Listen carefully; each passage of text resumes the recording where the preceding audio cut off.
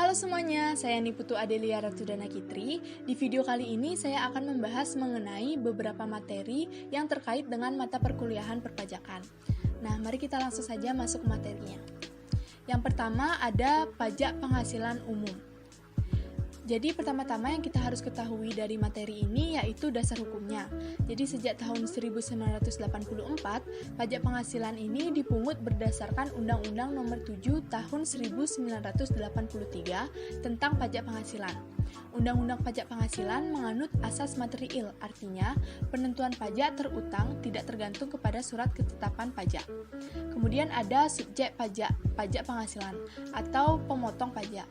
Yang termasuk pada subjek ini yaitu orang pribadi, badan seperti PT, CV, BUMN, BUMD, perseroan, dan lain sebagainya. Dan yang terakhir ada bentuk usaha tetap atau BUT. Kemudian ada objek pajak dari pajak penghasilan ini. Yang menjadi objek pajak adalah penghasilan. Penghasilan sesuai dengan Undang-Undang Nomor 36 Tahun 2008 adalah setiap tambahan kemampuan ekonomis yang diterima atau diperoleh WP, baik yang berasal dari Indonesia maupun dari luar Indonesia, yang dapat dipakai untuk konsumsi atau menambah kekayaan WP. Selanjutnya ada tarif pajak penghasilan. Besarnya tarif pajak penghasilan untuk WP dalam negeri menurut Undang-Undang Nomor 36 Tahun 2008 adalah sebagai berikut. Untuk WP orang pribadi dalam negeri sampai dengan 50 juta adalah sebesar 5%. Kemudian di atas 50 juta sampai dengan di atas 250 juta sebesar 15% dan seterusnya. Dan untuk WP badan dalam negeri dan WPBUT adalah sebesar 28%. Kemudian untuk contoh penghitungan tarif, bunyi soalnya yaitu dana pensiun R, penghasilan kena pajak adalah sebesar 350 miliar. Tarif pajak penghasilan badan tahun 2016 adalah sebesar 25%. Nah, jadi berapakah pajak penghasilan terutang dana pensiun ini? Nah, kita kalikan saja tarif pajak tahun 2016 dengan penghasilan kena pajak. Maka akan kita dapat hasilnya 87 miliar 500 juta rupiah. Nah, selanjutnya mari kita lanjut ke bab yang kedua yaitu pajak penghasilan pasal 21 dan pasal 26. Nah, pertama-tama kita akan membahas mengenai pengertiannya. Pajak penghasilan pasal 21 adalah pajak atas penghasilan berupa gaji, upah, honorarium, tunjangan, dan pembayaran lain dengan nama dan dalam bentuk apapun sehubungan dengan pekerjaan atau jabatan, jasa, dan kegiatan yang dilakukan oleh orang pribadi. Sedangkan pajak penghasilan pasal 26 adalah pajak penghasilan atas penghasilan yang diterima atau diperoleh wajib pajak luar negeri dari Indonesia selain penghasilan usaha yang diperoleh melalui BUT di Indonesia. Selanjutnya kita masuk ke penghasilan tidak kena pajak penghasilan pasal 21. Nah, yang ini adalah PTKP per tahun dan ini adalah PTKP per bulan. Nah, langsung saja kita masuk ke contoh penghitungan pajak penghasilan pasal 21. Jadi bunyi soalnya yaitu Renan bekerja pada PT Matahari Penuh dengan memperoleh gaji bulanan sebesar 10 juta rupiah dan membayar iuran pensiun sebesar 300.000 rupiah. Renan menikah dan mempunyai seorang anak. Berapakah pajak penghasilan pasal 21 terutang Renan? Nah, pertama-tama yang kita tentukan yaitu gaji sebulan. Gaji sebulan Renan adalah 10 juta. Nah, kemudian pengurang penghasilan di sini biaya jabatan ditambah iuran pensiun. Biaya jabatan yaitu 5% dikali 10 juta sama dengan 500.000 rupiah. Kemudian iuran pensiunnya 300 rupiah, jadi ditambah kita dapat 800.000 rupiah.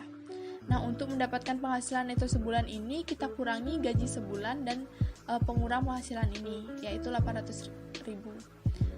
Kita dapatkan 9.200.000 rupiah untuk penghasilan neto sebulannya. Untuk penghasilan neto setahunnya, kita kalikan 9.200.000 rupiah ini dengan 12. Karena dalam satu tahun ada 12 bulan. Jadi kita dapatkan 110.400.000 rupiah. Setelah kita dapatkan penghasilan itu setahun, untuk PTKP setahunnya, untuk WP sendiri seperti yang kita sudah baca tadi, sebesar 54 juta untuk WP sendiri, tambahan WP kawin 4.500.000 dan tambahan WP anak 4.500.000 karena si Renan sudah menikah dan memiliki anak. Jadi jumlah PTKP-nya yaitu 63 juta rupiah. Nah, untuk mendapatkan penghasilan kena pajak setahun, kita kurangi penghasilan itu setahun dan PTKP setahunnya, yaitu sebesar 47.400.000 rupiah. Nah, untuk pajak penghasilan pasal 21 setahun, kita kalikan 47.400 dengan 5%, kita dapat 2.370.000 rupiah. Untuk PPh pasal 21 sebulan, kita tinggal bagi 2.370.000 rupiah dengan 12. Kita dapatkan hasilnya sebesar 197.500. Kemudian selanjutnya kita bahas mengenai tarif pajak pasal 21. Nah, untuk semuanya ini pegawai, pensiun, bukan pegawai, upah harian, bukan pegawai, seperti pemain musik, olahragawan, dan lain sebagainya. Semuanya rumus perhitungannya yaitu 20% dikali penghasilan bruto. Dan dasar pengenaannya juga semuanya penghasilan bruto. Langsung saja kita masuk ke contoh penghitungan pajak penghasilan pasal 26. Bunyi soalnya seperti ini, yaitu grup band Daesik dari Korea Selatan mengikat kontrak dengan PT Java Music Indo Plus untuk mengadakan pertunjukan di Istora Senayan dengan imbalan 500 miliar rupiah.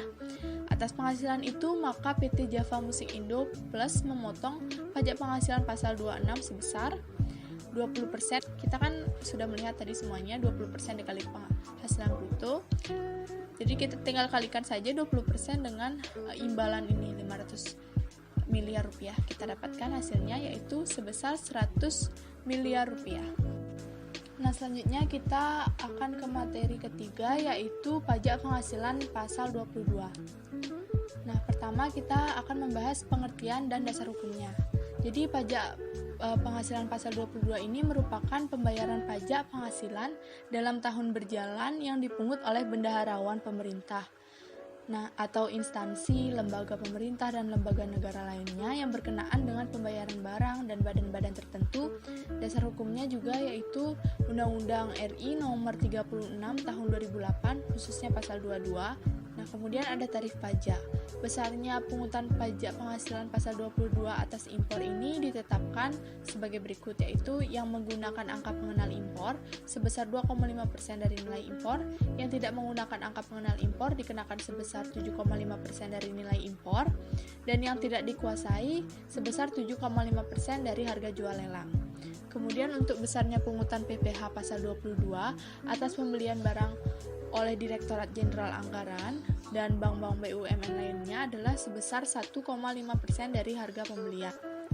Nah, langsung saja kita masuk ke contoh perhitungan. Di sini ada satu contoh soal yang saya berikan, yaitu PT 7 Bidadari mengimpor babi dari Cina senilai 1.700.000 yuan dengan biaya asuransi sebesar 50.000 yuan dan biaya angkut sebesar 80.000 yuan. Pungutan-pungutan terdiri dari bea masuk sebesar 10% dari harga pabean dan pungutan lainnya senilai 45.000 yuan. Kurs 1 yuan saat ini adalah 2.200 rupiah. Jadi berapakah besarnya pajak penghasilan 22 yang dipungut apabila A. Tidak memiliki API, B. Memiliki API? Di sini akan saya jelaskan bagaimana cara menjawabnya untuk soal A. Jadi kita tentukan dulu harga pabeannya, yaitu jumlah dari harga babi, asuransi, dan biaya angkut yang sudah kita ketahui tadi di soalnya. Jadi harga pabeannya adalah sebesar 1.830.000 yuan. Nah, untuk pungutan kita tambahkan bea masuk dan pungutan lainnya untuk hasil nilai impor. Nah, bea masuk 10%-nya kita kalikan harga pabean dengan 10%, jadi 183.000 yuan. Untuk pungutan lainnya di soal tadi sudah disebutkan, yaitu 45.000 yuan. Jadi nilai impornya kita dapatkan yaitu 228.000 yuan. Untuk kurs yuan satunya yaitu 2.200. Nah, pengenaan PPh 22-nya jadi 2.200 dikalikan dengan nilai impornya yaitu 228.000, kita dapatkan sebesar 400.600.000 rupiah. Nah, jadi PPh pasal 22 yang harus dibayar PT 7 Bidadari adalah 501 Rp501.600.000 dikalikan dengan 7,5%, yaitu Rp37.620.000. Nah, untuk yang B, besarnya pajak penghasilan pasal 22 yang dipungut dan dibayar oleh PT 7 Bidadari di kantor bea cukai jika memiliki API, yaitu kita tinggal kalikan saja Rp501.600.000 dengan 2,5%, yaitu hasilnya kita dapatkan Rp12.540.000. Nah, selanjutnya yaitu materi keempat, pajak penghasilan pasal 23. Nah, dasar hukum dan pengertian dari pajak ini yaitu pajak penghasilan pasal 23 adalah pajak yang dipotong atas penghasilan yang berasal dari modal, penyerahan jasa atau hadiah dan penghargaan selain yang telah dipotong pajak penghasilan pasal 21. Nah, dasar pemotongan dari pajak ini dan juga tarifnya yaitu sebagai berikut. Objek pajaknya dividen badan usaha, dividen kepada WPOP dalam negeri, terkena tarif dan DPP sebesar 15% dari penghasilan bruto dan juga 10% dari penghasilan bruto. Untuk bunga termasuk premium seperti bunga deposito tabungan terkena 20% dari penghasilan bruto. Sedangkan untuk WP luar negeri terkena 20% dari penghasilan bruto, sama juga dengan diskonto surat perbendaharaan negara juga terkena 20%. Royalti sebesar 15% dikali penghasilan bruto, hadiah dan penghargaan seperti hadiah undian terkena 25% dan hadiah atau penghargaan terkena 15%. Imbalan sehubungan dengan jasa teknik, jasa manajemen dan jasa lainnya terkena 22% dari penghasilan bruto, dan sewa juga terkena 2% dari penghasilan bruto dan bersifat tidak final. Nah, kita langsung masuk saja ke contoh penghitungan dari pasal 23 ini. Soalnya berbunyi, rumah makan ayam Lombok membayar royalti atas pemakaian merek ayam goreng Taliwang sebesar Rp30 juta. Rumah makan tersebut memotong pajak penghasilan pasal 23 sebagai berikut. 15% dikali Rp30 juta, jadi mendapatkan hasil Rp4.500.000. Nah, kita sekarang masuk ke materi yang terakhir, yaitu pajak penghasilan pasal 24.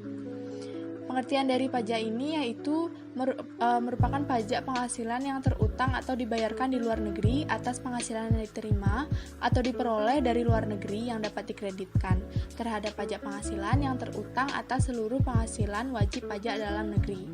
Tujuannya adalah untuk meringankan beban pajak ganda yang dapat terjadi karena pengenaan pajak atas penghasilan yang diterima atau diperoleh dari luar negeri. Nah, jenis pajak apa saja sih yang dapat dikreditkan dalam hal ini? Nah, jadi pajak yang dapat dikreditkan hanyalah pajak yang langsung dikenakan atas penghasilan yang diterima oleh wajib pajak. Misalnya, PT Garuda di Indonesia pemegang saham tunggal dari SM Corporation di negara X. SM Corporation dalam tahun 2021 memperoleh keuntungan sebesar 3 juta US dollar. Pajak penghasilan yang berlaku di negara X adalah 20% dan pajak dividen adalah 30%. Perhitungannya adalah sebagai berikut. Keuntungan SM Corporation dan pajak penghasilan atas SM Corporation 20% itu dikurangi untuk mendapatkan penghasilan SM Corporation setelah pajak penghasilan. Jadi keuntungannya tadi kan 3 juta US dollar, kemudian pajak penghasilannya yaitu sebesar 20%, kita kalikan dengan 3 juta ini kita dapat 600.000. Kemudian hasil penghasilan SM Corporation kita dapatkan sebesar 2.400.000 US dollar. Nah, untuk pajak atas dividen 30% kita kalikan dengan 2.400.000 ini yaitu sebesar 720.000. Jadi penghasilan yang dikirim ke Indonesia adalah sebesar 1.680.000 US dollar.